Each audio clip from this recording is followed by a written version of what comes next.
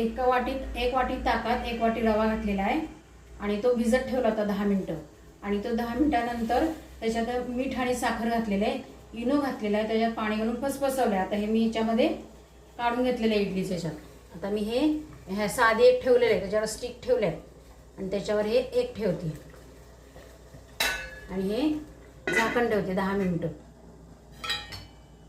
पण आपला ढोकळा झालाय का, इडली झाली आहे का ती बघूया आपण. हे बघा मी गॅस घालवलेला आहे, हे बघा अजिबात सुरीला लागले नाही, याचा अर्थ ते झालेलं आहे. हे मी काढते आता.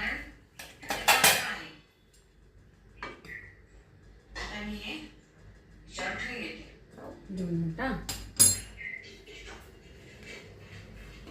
अशी ही इडली आपण केलेली आहे. आता ह्याच्यात मी पालथी घातली, ही अशी निघाली आहे त्यातनं. आता ही उलटी करून टाकली. आता ह्याच्यावर सांबार घालून खाल्लं तरी चालेल, खाल्लं तरी चालेल. पण तिकडची मद्रासी पद्धतीने आहे ती शेंगदाण्याची चटणीवरनं घालतात आणि खातात ती. ही अशी नुसती जरी खाल्ली तरी अशी छान लागते. ही मद्रासी स्टाईल आपली इडली.